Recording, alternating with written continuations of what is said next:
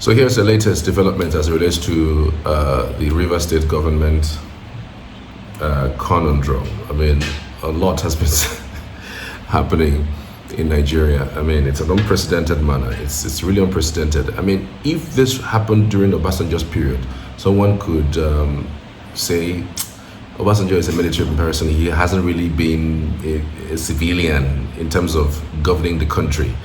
But this is kind of different. This man, I'm talking about Tinubu, has never been a military man.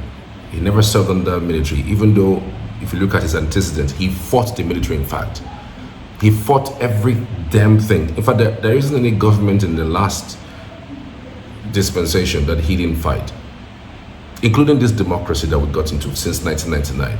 He fought Obasanjo. He fought Yar'Adua. He fought Goodluck Jonathan. In fact, he almost fought Buhari. He was very careful not to fight Buhari because he knew that he wanted power from Buhari. He wanted his turn, Milokon and all of those things. Anyway, this is not the essence of this particular video. The essence of this video is to tell you that Fubara finally has been found. People will be asking, where is he located? Where is he? Where is Fubara? Where the heck is Fubara? Did he travel out of the country? Did he go hiding? Apparently, the suspended governor of Rivers State, Siminalayi Fubara, along with his family, has reportedly relocated to Bayelsa State's government house following a declaration of a state of emergency in Rivers State. The move comes in the wake of a turbulent political crisis that escalated power struggles within the state, which prompted President Bola Tinubu to take decisive action. On March 18, 2025, President Tinubu suspended Fubara, his deputy Ngozi Odu, and all elected members of the Rivers State House of Assembly for a period of 6 months, citing the need to restore stability in the region. The suspension follows a prolonged political crisis, primarily fueled by a bitter feud between Fubara and his predecessor Nyesom Wike. These conflicts have resulted in violent clashes, governance gridlock, and a series of legal battles that have significantly destabilized the state's political environment. According to sources close to the situation, Bayelsa State Governor Diodiri has stepped in to offer refuge to Fubara and his family during this period of unrest.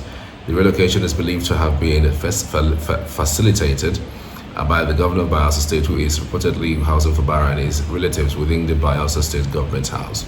The relocation occurred on Wednesday morning, with Fubara and his family leaving the Rivers State government house in Port Harcourt. Security forces at the government building have been reduced, though a few armored personnel carriers, APCs, and a small security presence remain at the premises. Sources also confirmed that the government house was relatively quiet, with only a handful of security operatives stationed on sites. In an effort to restore order, President Tinubu appointed former Chief of Naval Staff Admiral Ibokete Ibas as the administrator for Rivers State. Ibas will oversee the state's affairs during the 6 months emergency period, which is aimed at resolving the ongoing political unrest caused by the deepening conflict between the governor and lawmakers. So there's a whole lot around this. What can I say? Now, he is now there. It's no longer news that the National Assembly had ratified what the president have done. So it is official. Rivers State is under military rule. The current sole administrator, Ibas, did his inaugural speech and stated clearly that he is one of Rivers State people. He's a Niger Deltan, and he's going to work for the peace and growth and development of the state of Rivers. So it goes. So there have been so many questions. So many persons have been reading meaning to so many things, in fact. It's quite shocking that other governors from the north haven't really spoken out loud, especially from the APC, because again, like it or leave it, if you don't speak about this now, who knows who's going to be next? And somehow it also puts some sort of precedence, because in the last time we've ever had emergencies, in this democracy, the governors were not sacked, the governors were not removed. We just had a deployment of military. We've had that in the southeast, we've had that in the south. In fact, we've had that in the northeast. The governors were not removed. This is the very first time the governor of Rivers State has been removed because of a state of emergency. So a whole lot of persons have been speaking, talking about this. But I want you to open your mind to this. I know I'm not the conventional type who will go with everything that everybody says or people say. I want you to open your mind and simmer this properly. So we've had people who argue that the president is siding Wike, which of course is okay to think that way, because again, why would you want to remove a governor? Why would you want to destabilize a state, removing an actively democratically elected government? Yes, you're right to think through that. But why do you also think that the President Bola Tinubu cannot lobby Siminalayi Fubara to join the APC? Do you really think that President Tinubu likes that Nyesom Wike is going about this thing in the way and manner that he has gone about it for a long time? There were several meetings. What happened? There were several meetings in Aso Rock where they were asked to go and settle. There were in fact some purported agreements, even though some persons will come and say there was nothing like that. Red Biro, blue Biro came out. But why do you think that the president of Nigeria cannot lobby a Fubara to join his rank? Why do you think so? Or go into a deal, given that he wants to, Fubara would also love to outwit Wike in this whole mess. What do you think that Wike is giving Tinubu that Fubara cannot give him in Rivers? Think about it. Now, I want you to open your mind. I've also, some people would also say, come on, they have made statements. The AGF have said that the blame is on the governor. The presidencies have said the blame is on the governor. The governor should have done that, should have done that. They bombed the pipeline and then he didn't do anything. He didn't make any statement. He didn't condemn them, all of those things. So it feels like the governor is in bed with those who are the non-state actors bombing the pipeline, right? I mean, it's okay to think along those lines because after all, that's what they said. But think again. What if the president somehow is saving Fubara? Yes, the impeachment was already in play. The 27 House of Assembly members had already notified him of impeachment. And God help me, there wasn't going to be any way that they were going to say no to that particular impeachment. Yes, the House of Reps members, the State House of Assembly members were already going to impeach him. Yes, you may have thought that, there's an issue with the chief judge appointed by the governor. The chief judge wouldn't have agreed. Trust me, even if the chief judge doesn't assent to that, do you know that the law also required them to go ahead with the impeachment process, even without the chief judge signing off? Do you know that? No, but I'm telling you, this is the Constitution. Just like it is with the National Assembly. The National Assembly makes a law, sends it to the president. If the president refuses to assent for a stipulated period of time, and no communications about that, do you know that passes on to become an active law in Nigeria?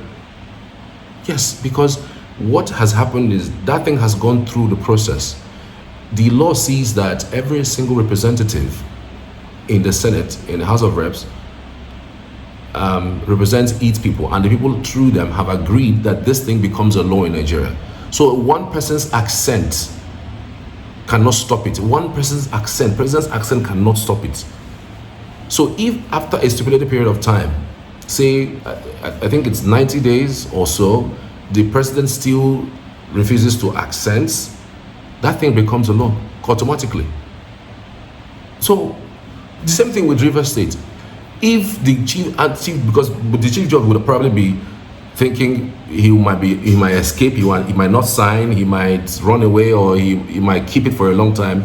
Trust me, the House of Reps, the State House of Assembly members would have gone on, to impeach him even without the chief judge or appointed by the governor, because they've all agreed, and there are 27 of them. There's no brainer. So what if Tinubu stopped his impeachment by asking him to go, by suspending him. These are politics. I know sometimes the way a normal human being thinks is not the way these politicians think. There is still a card to be played, and that card is not even known by Wike, who thinks he's in bed with Tinubu, or Fubara, who thinks, well, I've done something, at least I've ruffled feathers. Do you know what this has just played out? It will make, if Fubara had not gone to speak to the powers that be about going to APC, it will make him start thinking that way, even if it means doing deals. And that doing deal may be, okay, joining APC to show that you are loyal, because again, this time around, you can't really trust anybody. So you have to show that you are with them. And what do you get? What would you stand to lose, really? Power. You want to gain power, want to stay in power, want to stay relevant. What is wrong? Fubara might decide, you know what, I'm going over to APC, and then the table turns against Wike. And when the table turns, if Fubara goes to APC, there's nothing anymore that Wike can give to him that Fubara cannot give to him. That's the truth. There's nothing anymore. And now look at everything that has happened, the anger this has brought, the feud this has brought. Imagine this anger remains like this. It stays up until 2027.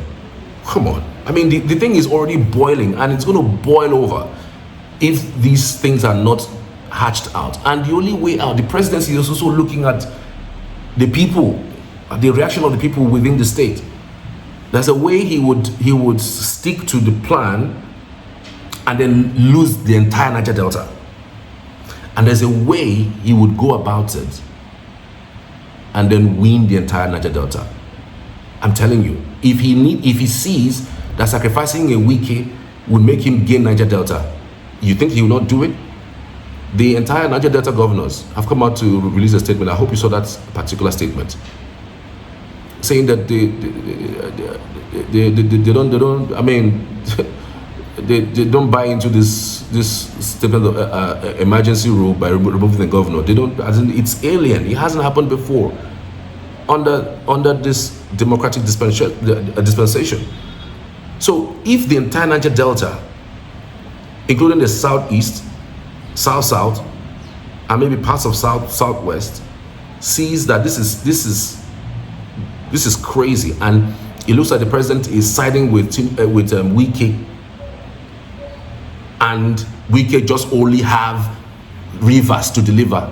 Okay, what if you gain rivers and lose other states? Are you not thinking about it too? You have Imo, you have Enugu, you have Edo, you have, because I mean, you need to feel the pulse of the people to know what's going on. People are terribly angry that how on earth would Tinubu be sacrificing the peace of the entire Niger Delta because of Wike? What is Wike giving? What exactly is Wike giving him? Wike is at his mercy. It's one letter, and Wike is gone. So by the time he sees it, I don't know who is playing the cards at the presidential level, because it's me thinking that somebody has thought ahead and said, let's do it this way, let's save Fubara, because there's no way Fubara would have been saved from that impeachment. There's no way. It's not possible. If the Attorney General of the state refuses to sign or assent, they might come with different ways. Presidency can threaten. I mean, there are different things that can be done, but there was no way Fubara would have been saved from impeachment. So for me, I have my opinion. I think you also need to drop your thoughts if you think you disagree with me. Let me know what you think about this. I believe the president saved Fubara by announcing the suspension, so that there will be space for negotiations. Fubara gets back. Something must have happened between then and 6 months' time, and then the table would be turned against Wike. And if the table is turned against Wike, and the world sees that it's turned against Wike, Tinubu now becomes the messiah, and then the Niger Delta would most likely give him the votes that he requires in 2027. My thinking. I might be wrong, but trust me, I want you to talk to me on the comment section. I'd love to, speak on this matter with, or even argue it out. You never can tell. Politics is, see, these guys think ahead of us every time. Every single time they think ahead of us. So I wouldn't think that this is not possible in politics. So that's my thinking.